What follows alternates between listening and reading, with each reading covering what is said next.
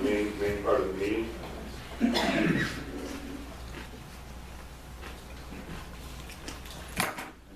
For those of you who don't know, the Ottawa County Patriots are one of several dozen local tea parties in Michigan.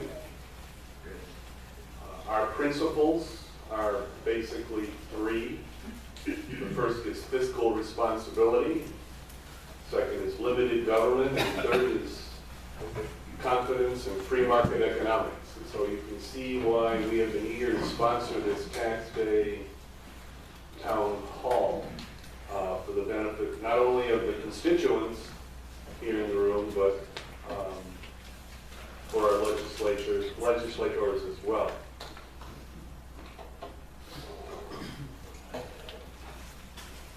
A little unabashed self-promotion. We are in the middle of a two-part series on examining the connection between small farms and the growing footprint of government bureaucracy on those small farms. The movie that we're doing it in two parts. The first part we examined on last Tuesday. The second half of the movie we will be viewing next Tuesday. We're looking at this at the Howard Miller Community Center in Zeeland.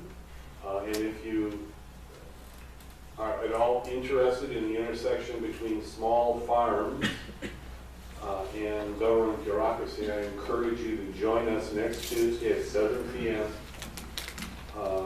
In the Howard Miller Community Center. The discussion afterward will be led by Roger Victory, one of our legislators and one of our farmers, who will be. Roger, if you want to grab a hot dog, you're more than welcome to do that. Sorry for my delay. No problem. So again, next Tuesday at 7 p.m. in the Howard Miller Community Center. The second part of the Farmageddon movie, the intersection between bureaucracy and small farms.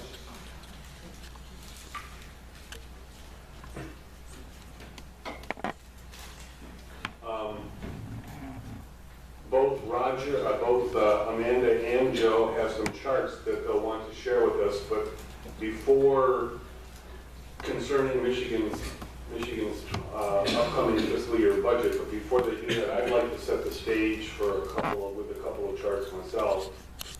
First, let me make sure we all know who the important people in the room here today. It's not me. It's Joe Hagan, Joe over here on the right-hand side here, Amanda Price, and Roger Victory. They're all good people. And they're all, they usually people call them politicians. I want you to remember that as long as we have a democratic republic, we are all politicians.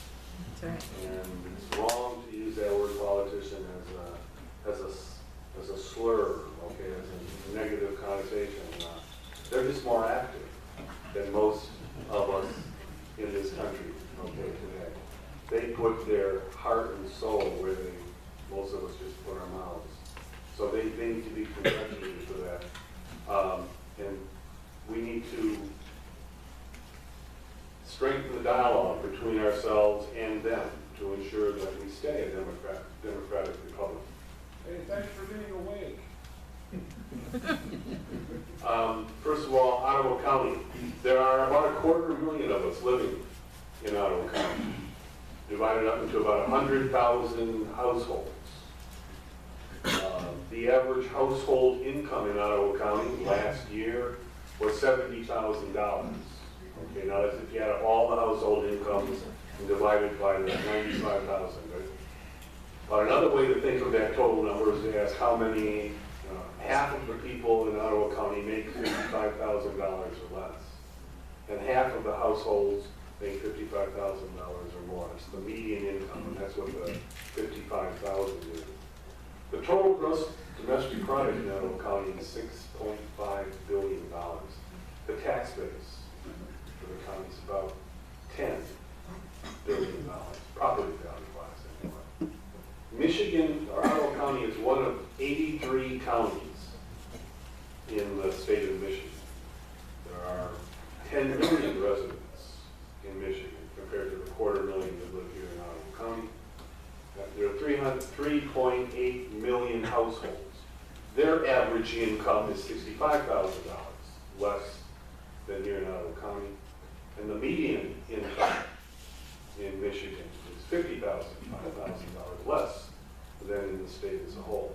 The gross domestic product for the entire state of Michigan is $340 billion. Okay, now, if every county were as productive as Ottawa County is, then our gross domestic product would be close to $500 billion in Michigan. So we are above the average. The state of Michigan has 148 legislators. 3 of the best are here. Okay. It has 64,000 employees.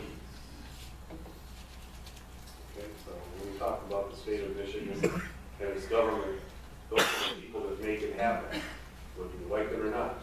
And there are a lot of things that we can talk about in that respect.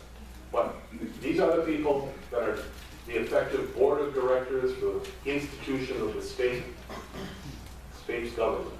Okay, so every year the state develops and passes a budget, and that budget, based upon the past, will be about $50 billion.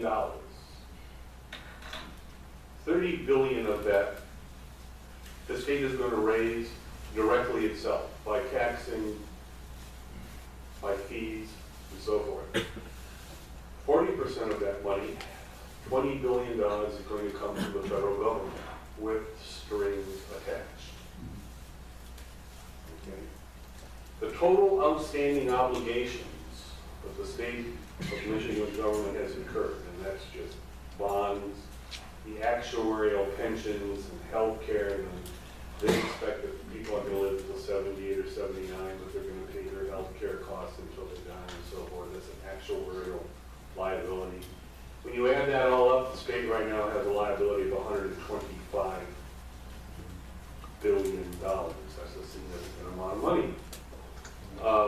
Now, I was going to share with you some additional information, but Roger's going to do that certainly better than I can. So I'm just going to skip.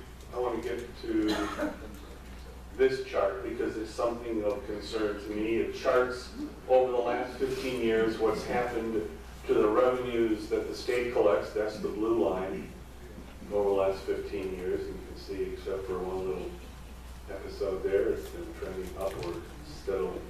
And the red line is the amount of money that the state has accepted from the federal government. 15 years ago, it was relatively small. Now it's quite significant, $20 billion. I remind you of those grants, those gifts, they come with strings. So, money is power. If we give more money to the government can do more for us or to us. And then we can do less for ourselves.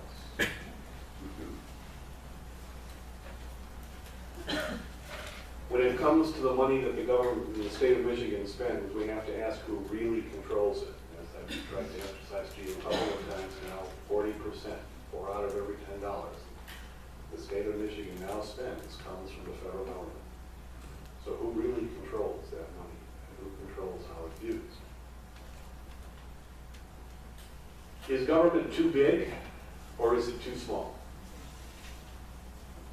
I think you have to have in your own mind a sense of that. A lot of people start not there, but with what do you want the government to do?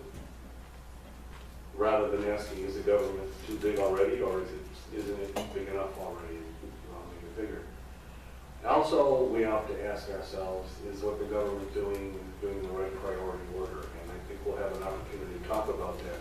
I've asked Amanda to talk a little bit about the roads that need significant attention in this state, and Governor Snyder's budget includes a significant increase in expenditures for roads. And it also Snyder's budget also proposes how we can get that money to work on the road. Okay, I'll leave it to her to expand on that. So, without further ado, I am going to turn over the meeting first to Joe for 10 or so minutes to talk about the budget. Then I'd like Amanda to speak for 10 or so minutes on her perspectives on the budget. And then lastly, I'd like to have Roger speak for a few minutes, 10 minutes or so, on his perspectives on the budget. And then I'm going to reclaim the microphone and I'm going to be asking you folks in the audience for questions, or perhaps statements, to direct to the legislators. And we're going to do that until about 8 o'clock. And then at 8 o'clock, I'm going to ask each of the legislators, Joe, Amanda, and Roger, to summarize for us what they've gained from this meeting, what they've learned from this meeting. If it's productive at all, hopefully you will have all learned something about this in the budget, but as important, they would have learned a little bit of what their constituents are concerned about when it comes to the state budget. So, Roger, over to you. I'm sorry, Joe.